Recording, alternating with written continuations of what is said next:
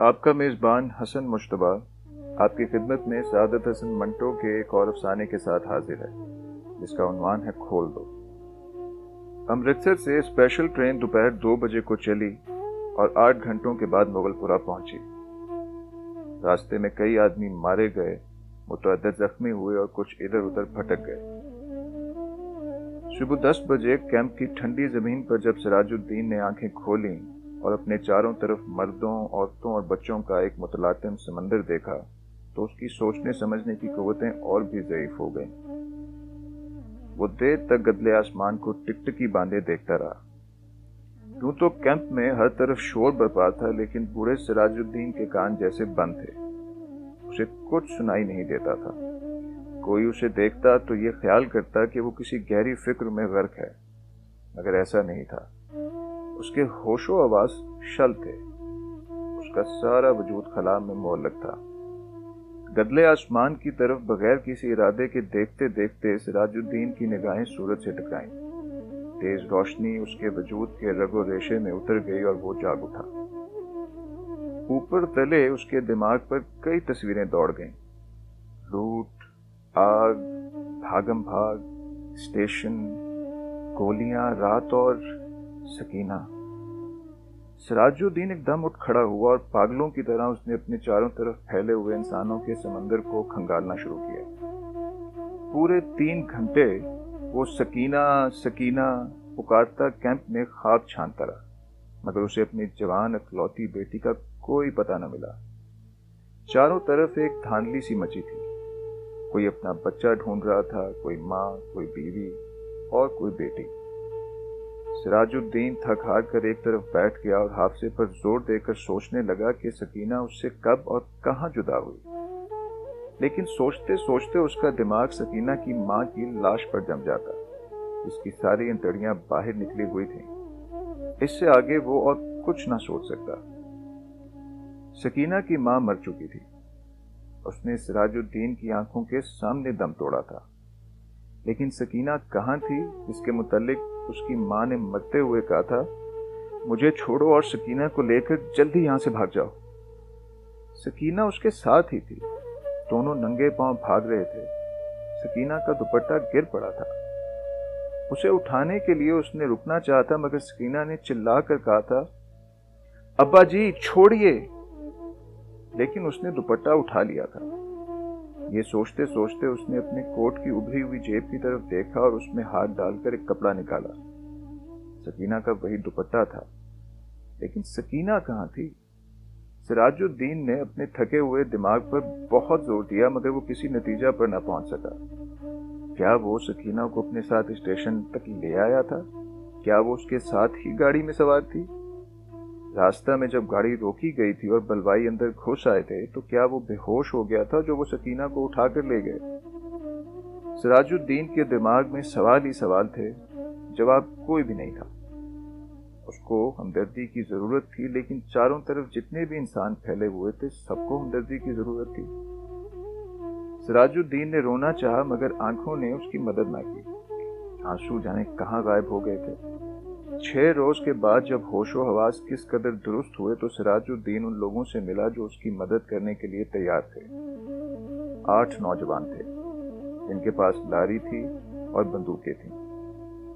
سراج الدین نے ان کو لاکھ لاکھ دعائیں دی اور سکینہ کا حلیہ بتایا۔ گورا رنگ ہے اور بہت ہی خوبصورت ہے، مجھ پر نہیں اپنی ماں پر تھی۔ عمر 17 برس کے قریب ہے اور آنکھیں بڑی بڑی، بال سیاہ، دانے گال پر ایک موٹا سا تل۔ میری اکلوتی لڑکی ہے، ڈھونڈ لاؤ، تمہارا خدا بھلا کرے گا۔ رضاکار نوجوانوں نے بڑے جذبے کے ساتھ بوڑھے سراج الدین کو یقین دلایا کہ اگر اس کی بیٹی زندہ ہوئی تو چند ہی دنوں میں اس کے پاس ہوگی۔ 8 نوجوانوں نے کوشش کی، جان ہتھیلیوں پر رکھ کر وہ امرتسر گئے۔ کئی عورتوں، کئی مردوں اور کئی بچوں کو نکال نکال کر انہوں نے محفوظ مقاموں پر پہنچایا۔ 10 روز گزر گئے مگر انہیں سکینہ کہیں نہ ملی۔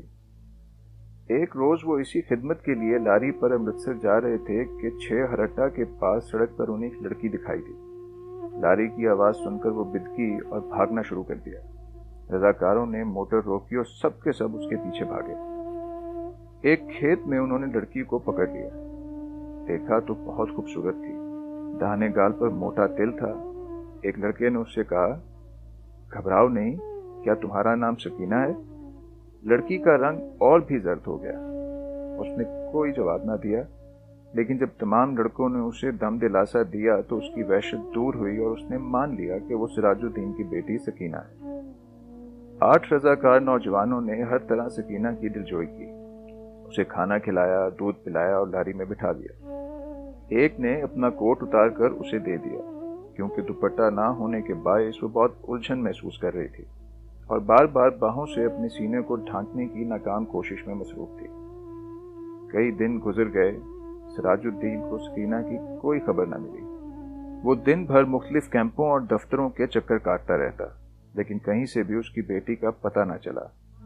रात को वो बहुत देर तक उन रजाकार नौजवानों की कामयाबी के लिए दुआएं मांगता रहता, जिन्होंने उसको यकीन दिलाया था कि अगर सकीना जिंदा हुई तो चंद दिनों ही में वो उसे ढूंढ निकालेंगे। एक रोज सिराजुद्दीन ने कैंप में उन नौजवान रजाकारों को देखा। लारी में बैठे थे। सिराजुद्दीन भागा भागा उनके पास गया। लारी चलने ही वाली थी कि उसने पूछा, बेटा, मेरी सकीना का आपको पता चला? सब ने यक ज़बान होकर कहा, चल जाएगा, चल जाएगा, और लारी चला दी। सिराजुद्दीन ने एक बार फिर उन नौजवानों की कामयाबी के लिए दुआ मांगी और उसका जी किसी कदर हल्का हो गया। शाम के करीब कैंप में जहां सिराजुद्दीन बैठा था, उसके पास ही कुछ गड़बड़ सी हुई। 4 आदमी कुछ उठाकर ला रहे थे। उसने दरियाफ्त किया तो मालूम हुआ कि एक लड़की रेलवे लाइन के पास बेहोश पड़ी थी। लोग उसे उठाकर लाए हैं। सिराजुद्दीन उनके पीछे पीछे हो लिया। लोगों ने लड़की को अस्पताल वालों के सुपुर्द किया और चले गए। कुछ देर वो ऐसे ही अस्पताल के बाहर गड़े हुए लकड़ी के खंबे के साथ लगकर खड़ा रहा, फिर आहिस्ता आहिस्ता अंदर चला गया। कमरे में कोई भी नहीं था। एक स्ट्रेचर था जिस पर एक लाश पड़ी थी। सिराजुद्दीन छोटे छोटे कदम उठाता उसकी तरफ बढ़ा। कमरे में दफतन रोशनी हुई। सिराजुद्दीन ने लाश के जर्द चेहरे पर चमकता हुआ तिल देखा और चिल्लाया, सकीना! डॉक्टर ने, जिसने कमरे में रोशनी की थी, सिराजुद्दीन से पूछा, क्या है? सिराजुद्दीन के हलक से सिर्फ इस कदर निकल सका, जी मैं इसका बाप हूं। डॉक्टर ने स्ट्रेचर पर पड़ी हुई लाश की तरफ देखा। उसकी नब्ज टटोली और सिराजुद्दीन से कहा, खिड़की खोल दो। सकीना के मुर्दा जिस्म में जुम्बिश पैदा हुई। बेजान हाथों से उसने अजार बंद खोला और शलवार नीचे सरका दी। बूढ़ा सिराजुद्दीन खुशी से चिल्लाया, जिंदा है, मेरी बेटी जिंदा है। डॉक्टर सर से पैर तक पसीने में गर्क हो गया। अभी आप सादत हसन मंटो का अफसाना खोल दो सुन रहे थे। उम्मीद करता हूं कि आपको पसंद आएगा। हमारे चैनल उर्दू फिक्शन नरेटेड को सब्सक्राइब कीजिए और अपने दोस्त अहबाब को इस बारे में मुतला रखिए। इसके साथ इजाज़त चाहता हूं। खुदा हाफिज।